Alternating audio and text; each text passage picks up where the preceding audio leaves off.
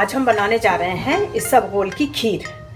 लेकिन इसको बनाने से पहले मैं आपको ये बताऊंगी कि असल में इसबगोल होता क्या है। तो इसबगोल जो है एक प्लांट का बीज होता है जिसको कि किसी लिक्विड में डालने से ये फूल जाता है और इसका जो एक्शन होता है वो लुब्रिकेंट हो जाता है। मतलब ये कि आमतौर पर हम लोग सब यही जानते हैं कि इसको कब्ज़ में इस्तेमाल किया जाता है। रात को सोते वक्त हम दूध में डाल करके इसको ले लें तो ये सुबह में पेट साफ कर देता है। लेकिन क्या आप जानते हैं कि इसके और बहुत सारे फ़ायदे हैं जो कि हमें नहीं मालूम। तो सबसे पहले तो मैं ये आपको बताऊंगी कि ये कब्ज़ में इस्तेमाल किया जाता है। इसके अलावा अगर शुगर पेशेंट है कोई तो इसबगोल को दूध के साथ ले तो उसकी ब्लड शुगर धीरे धीरे करके कंट्रोल होने लगती है। इसके अलावा कोलेस्ट्रॉल के पेशेंट भी अगर इसे इस्तेमाल करें तो उससे भी बहुत फ़ायदा होता है। कब्ज़ में तो इसका बहुत ही अच्छा रोल होता है, आपको सभी को मालूम है। चूँकि इसके कोई साइड इफ़ेक्ट नहीं होते हैं तो इसलिए इसको बच्चा बूढ़ा जवान कोई भी बआसानी इस्तेमाल कर सकता है। इसके अलावा अगर आपको लूज मोशन हो रहे हैं तो आप इसको दही के साथ इस्तेमाल करें तो आपको बहुत जल्द ही फ़ायदा मिलेगा और आपका पेट ठीक हो जाएगा। और अगर आपको कब्ज़ है तो दूध के साथ लें। अच्छा, अगर आपको गैस बनती है, एसिडिटी होती है, आप बहुत परेशान रहते हैं तो आप ये भी कर सकते हैं कि छाछ ले लें, उसमें भुना हुआ ज़ीरा और भुनी हुई हींग और इसबगोल मिलाकर इस्तेमाल करेंगे तो ये आपकी गैस ख़त्म हो जाएगी। इसके अलावा अगर एसिडिटी हो रही है आपको तो उसको एलोवेरा जूस के साथ मिलाकर ले सकते हैं तो ये भी आपको काफ़ी फ़ायदा पहुंचाएगी। और अगर आप वेट लॉस करना चाहते हैं तो सुबह ही सुबह खाली पेट 1 चम्मच इसबगोल को गर्म पानी के साथ थोड़ा सा नींबू का रस डालकर आपको लेना निहायत ही फ़ायदेमंद साबित होगा।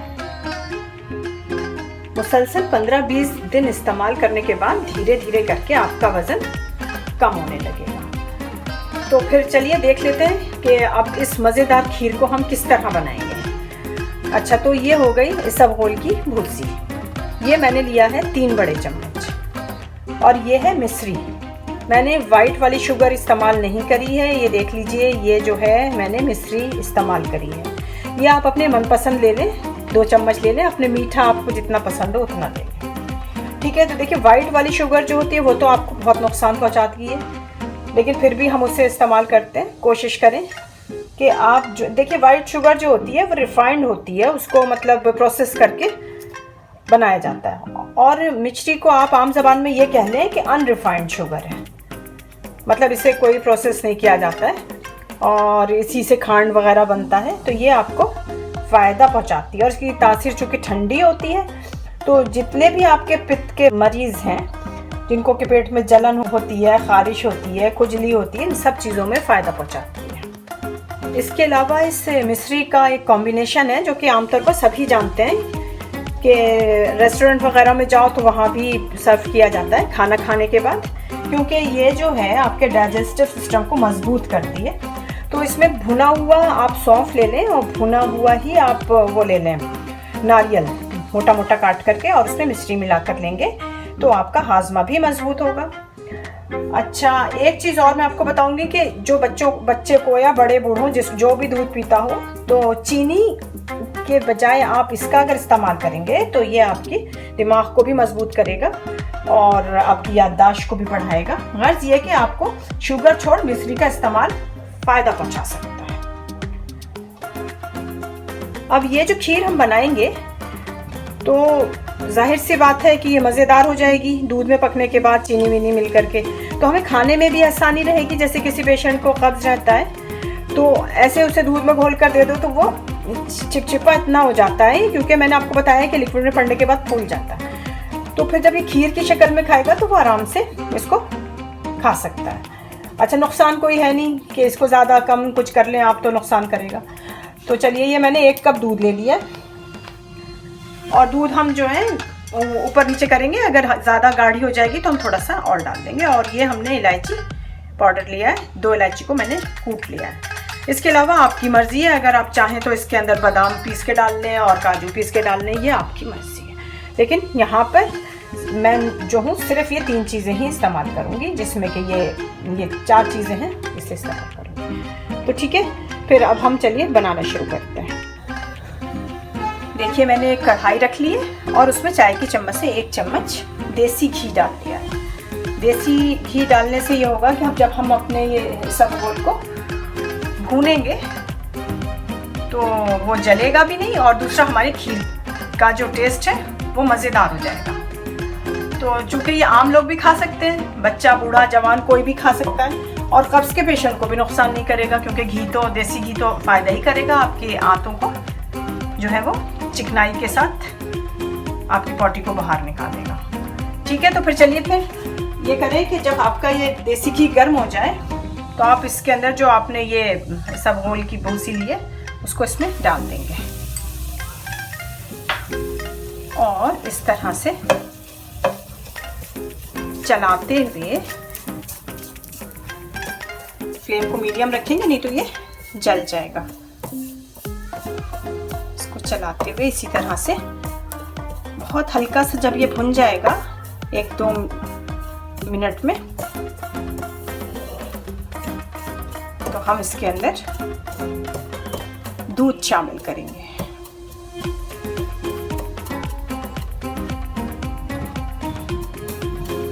देखिए ये भुन गई है, बहुत ज़्यादा नहीं काला करना है, बस हल्का सा इसको रोस्ट कर लेना है। बस अब हम इसके अंदर डाल देंगे जो हमने दूध लिया था।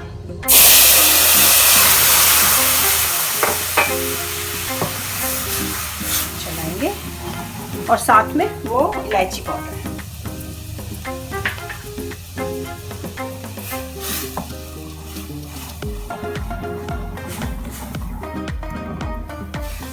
इसको चलाते रहेंगे।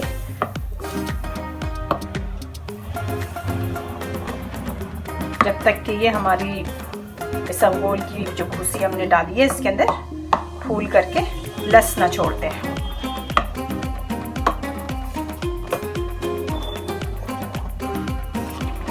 ये देखिए अब ये गाढ़ी होने लगी है, तो इसके अंदर हम 1 कप दूध और शामिल करेंगे ताकि ये खूब अच्छी तरह से फूल जाए।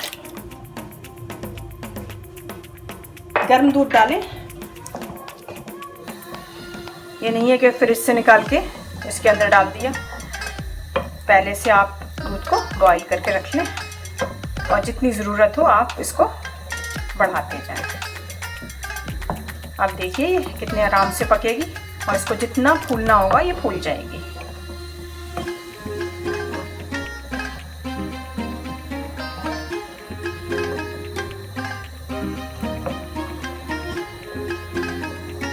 अगर आप ज़्यादा बना रहे हैं तो फिर जाहिर सी बात है दूध भी ज़्यादा पड़ेगी, और जो आप मिश्री इस्तेमाल कर रहे हैं वो भी ज़्यादा पड़ेगा, हर चीज़ ज़्यादा पड़ेगी। देखिए ज़्यादातर बीमारियां जो हैं पेट से ही आपके अंदर आती हैं। अगर आपका पेट साफ रहेगा तो फिर आप बीमारियों से भी दूर रहेंगे। तो इसको आम इंसान, जैसे आप कहेंगे मैं बिल्कुल ठीक हूँ, मैं क्यों लूँ, ऐसा कुछ नहीं है। आप अगर इसको रोज़ अपने एक रूटीन में रख लेंगे और रोज़ रात में सोते वक्त इसको इस्तेमाल करेंगे तो सुबह आराम से आप फारिग हो जाएंगे, और आपका पूरा दिन जो है, जैसे सर दर्द हो रहा है या माइग्रेन है या आपको परेशानी है, मन नहीं लग रहा है, पेट भारी भारी लग रहा है, वो सब मतलब ये कि आपको हर तरह से फ़ायदा ही पहुंचाएगी, नुकसान कहीं से नहीं पहुंचाने वाली। अब इसको इतना पकाते रहेंगे कि देखिए अभी थोड़ा सा ये गाढ़ा होना शुरू हुआ है, लेकिन हमें उस वक्त तक पकाना है जब ये एकदम से लस छोड़ने लगेगी। अभी तो ये बिल्कुल पतली पतली है।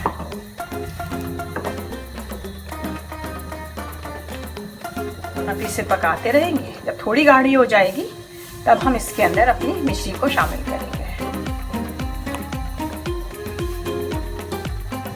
देखिए हमारी खीर को पकते हुए 2-3 मिनट हो चुके, और अब ये गाढ़ी होने लगी है, थोड़ा, बहुत ज़्यादा तो नहीं लेकिन हाँ गाढ़ी होने लगी है। अच्छा एक चीज़ और मैं आपको ये बता दूं कि अगर आप मिश्री नहीं डालना चाह रहे हैं तो आप इसकी जगह आप गुड़ का पाउडर भी डाल सकते हैं, गुड़ को पीस के डाल सकते हैं।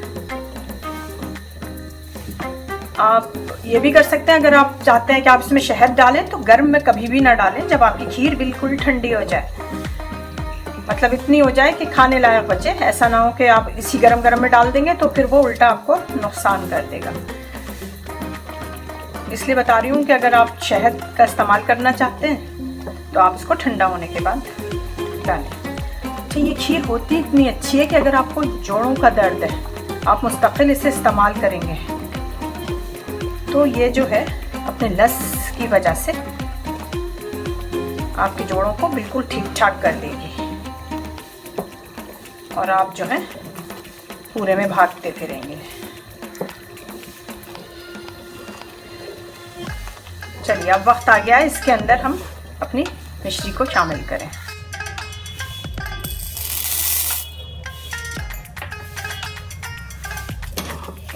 ये डाल दिया मैंने और ये थोड़ी कम मीठी होती है चीनी के मुकाबले में, तो आप ये देख लीजिएगा। अगर आप बहुत ज़्यादा मीठा खाते हैं, वैसे खाना तो नहीं चाहिए ज़्यादा मीठा, लेकिन अगर आप खाते हैं तो आप इसे थोड़ा सा बढ़ा लीजिएगा।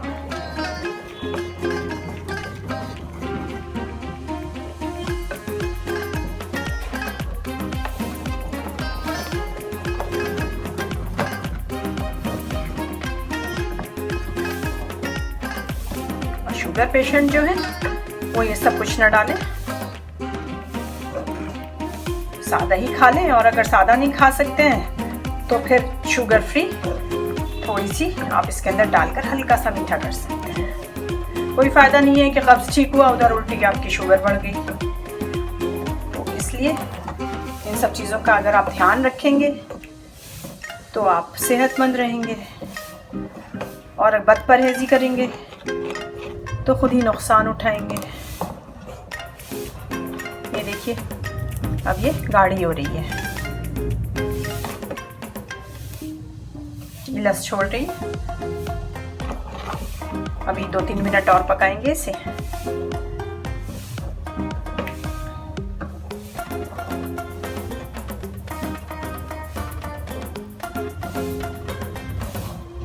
तो लीजिए हमारी ये बेहतरीन सी लेसदार खीर बनकर तैयार हो चुकी है। खाइए और मस्त हो जाइए।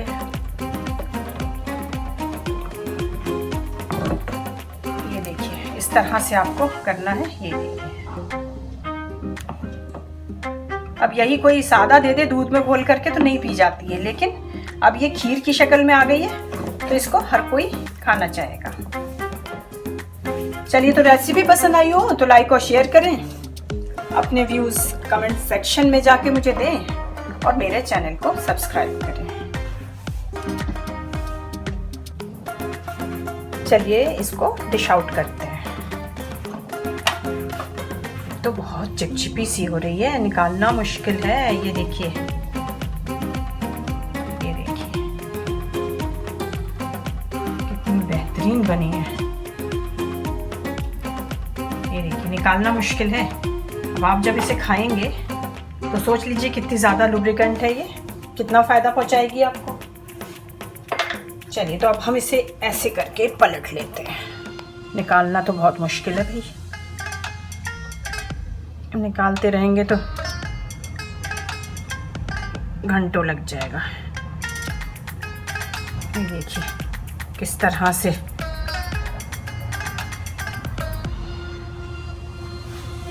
निकल रही है।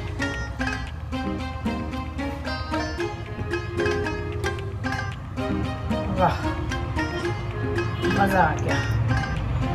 आज तो कब्ज़ वाले लोग खुश हो जाएंगे बेहतरीन खीर खा करके। और आप ये किसी वक्त भी खा सकते हैं, ऐसा नहीं है कि रात में ही खाएं। और कब्ज़ वाले लोग जो है वो रात में ज़रूर खा के सोएं। बस इस तरह से इसका इस्तेमाल करें।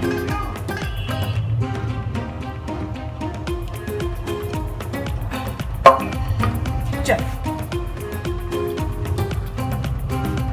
ठीक है, मैंने इसको डिश आउट कर दिया है। इसी तरह से आप भी कर लें, और जब इसको खाना हो तो आप इसको हल्का सा गर्म कर लें और फिर इसका इस्तेमाल करें। मिलती हूँ फिर एक नई और अनोखी रेसिपी